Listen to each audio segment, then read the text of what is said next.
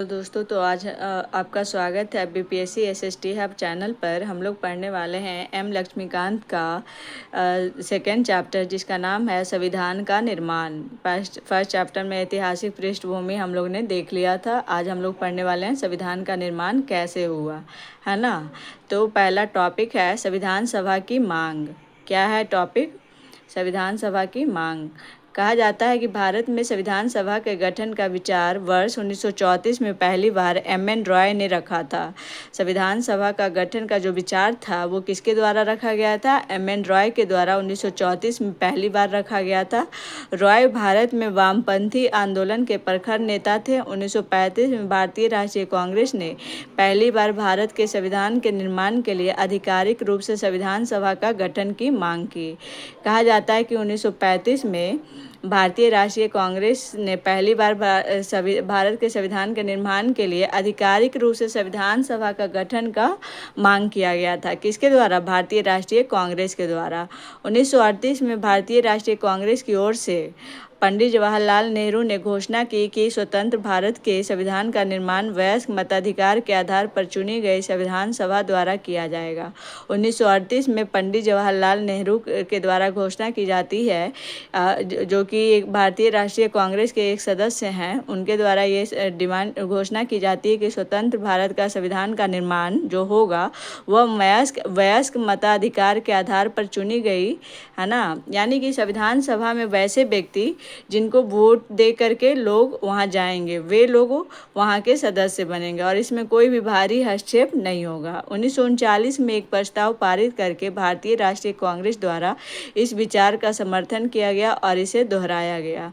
1939 में इस प्रस्ताव को पारित करके भारतीय राष्ट्रीय कांग्रेस द्वारा इस विचार का क्या किया गया? समर्थन किया गया और इसे दोहराया गया। नेहरू की इस मांग को अंततः ब्रिटिश सरकार ने सैद्धांतिक रूप से स्वीकार कर लिया। इसे सन 1940 के अगस्त के प्रस्ताव के नाम से जाना जाता है। ये जो जवाहरलाल नेहरू की जो मांग की गई थी ब्रिटिशर से, ये प्रस्ताव को स्वीकार कर लिया जाता है, ठीक है, ब्रिटिश सरकार द्वारा, और इसे 1940 में अगस्त प्रस्ताव का नाम से जाना जाता है। सन 1942 में ब्रिटिश सरकार के कैबिनेट मंत्री सर स्टैफोर्ड क्रिप्स तथा ब्रिटिश मंत्रिमंडल के एक सदस्य एक स्वतंत्र संविधान के निर्माण के लिए ब्रिटिश सरकार के एक प्रारूप प्रस्ताव के साथ भारत आए। कहा जाता है कि 1942 में ब्रिटिश सरकार के जो कैबिनेट मंत्री थे, जिनका नाम क्या था? सर स्टैफोर्ड क्रिप्स, और ब्रिटिश मंत्रिमंडल के एक सदस्य एक स्वतंत्र संविधान निर्माण के लिए ब्रिटिश सरकार का एक प्रारूप प्रस्ताव लेकर के भारत आए थे। इस संविधान को द्वितीय विश्व युद्ध के बाद अपनाया जाना था। ये जो संविधान लाया गया था, ये द्वितीय विश्व युद्ध के बाद अपनाया जाना था। क्रिप्स प्रस्ताव को मुस्लिम लीग ने अस्वीकार कर दिया। क्रिप्स प्रस्ताव को मुस्लिम लीग ने क्या कर दिया? अस्वीकार कर दिया। मुस्लिम लीग की मांग थी कि भारत के 2 स्वायत्त हिस्सों में बांट दिया जाए। मुस्लिम लीग जो थी वो चाहते थे कि भारत का विभाजन कर दिया जाए, 2 स्वायत्त हिस्सों में बांट दिया जाए, जिनकी अपनी अपनी संविधान सभाएं हों। अंततः ब्रिटिश सरकार द्वारा भारत में एक कैबिनेट मिशन को भेजा गया। लास्ट में क्या किया गया कि ब्रिटिश सरकार द्वारा एक कैबिनेट मिशन को भारत भेजा गया। इस मिशन ने 2 संविधान सभाओं की मांग को ठुकरा दिया।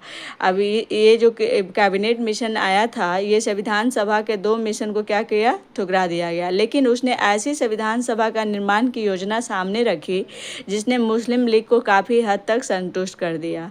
उस जो संविधान सभा में जो मांग ठुकराई गई थी, ठीक है, जो इंडियन पीपल जो मांग किए थे कि हमको इस तरह का मतलब संविधान चाहिए, तो वो मांग को ठुकराते हुए ये जो संविधान सभा की ऐसी योजना सामने रखी जिससे दोनों लोग संतुष्ट हुए। मुस्लिम लीग भी काफ़ी हद तक संतुष्ट हुए थे, ठीक है।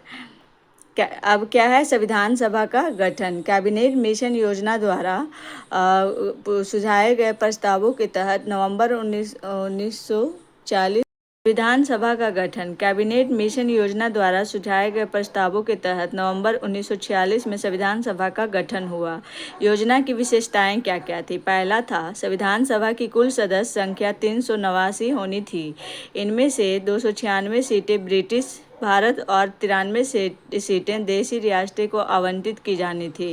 ब्रिटिश भारत को आवंटित की गई 296 सीटों में 292 सदस्यों का चयन 11 गवर्नरों के प्रांत और 4 का चयन मुख्य आयुक्तों के प्रांत तो प्रत्येक में से एक से किया जाना था।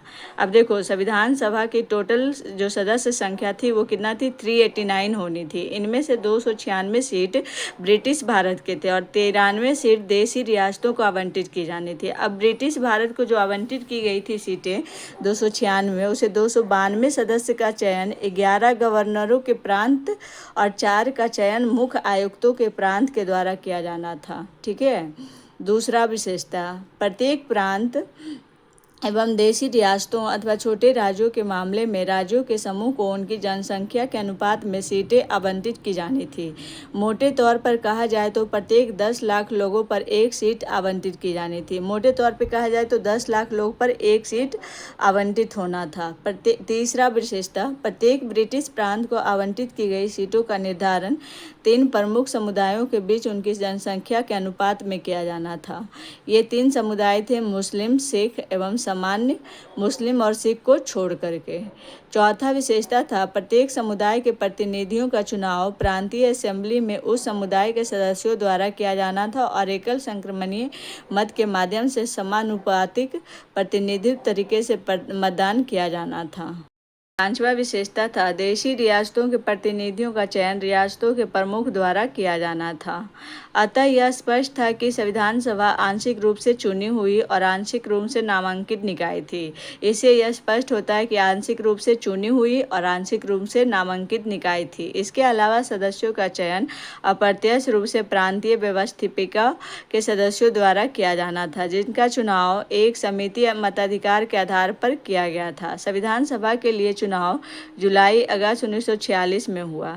संविधान सभा का जो चुनाव किया गया वो जुलाई अगस्त 1946 में हुआ। ब्रिटिश भारत के लिए आवंटित 296 सीटों हेतु इस चुनाव में भारतीय राष्ट्रीय कांग्रेस के 208, मुस्लिम लीग के 73 एवं छोटे समूह व स्वतंत्र सदस्यों के 15 सीटें मिली। अब देखो, ये जो 296 सीट जो थी उसमें से 208 भारतीय राष्ट्रीय कांग्रेस को मिली, मुस्लिम लीग को 73 सीटें मिली और छोटे समूह और स्वतंत्र सदस्यों को 15 सीटें मिली। हालांकि देशी रियासतों को आवंटित की गई 93 सीटें भर नहीं पाई क्योंकि उन्होंने खुद को संविधान सभा से अलग रखने का निर्णय लिया। जो देशी रियासत के 93 सीट जो रखी गई थी वो सीटें भर नहीं पाई क्योंकि उन्होंने संविधान सभा से अपने आप को बिल्कुल अलग रखा था। यद्यपि संविधान सभा का चुनाव भारत के वयस्क मतदाताओं द्वारा प्रत्यक्ष रूप से नहीं हुआ, तथापि इसमें प्रत्येक समुदाय हिंदू, मुस्लिम, सिख, पारसी, आंग्ल भारतीय ईसाई, अनुसूचित जाति, अनुसूचित जनजाति के प्रतिनिधियों को जगह मिली। इनमें महिलाएं भी शामिल थी। महात्मा गांधी के अब बात को छोड़ दे तो सभा में उस समय भारत की सभी बड़ी हस्तियां शामिल थी। संविधान सभा में सीटों का आवंटन संविधान सभा के चुनाव के परिणाम, संविधान सभा में समुदायवार प्रतिनिधित्व और संविधान सभा की महिला सदस्य का उल्लेख क्रमशः तालिका इतना और इतना में किया गया है। धन्यवाद। आज के लिए इतना ही। अगर आपको मेरी वीडियो अच्छी लगती है तो लाइक करें, कमेंट करें, शेयर करें एंड सब्सक्राइब द चैनल।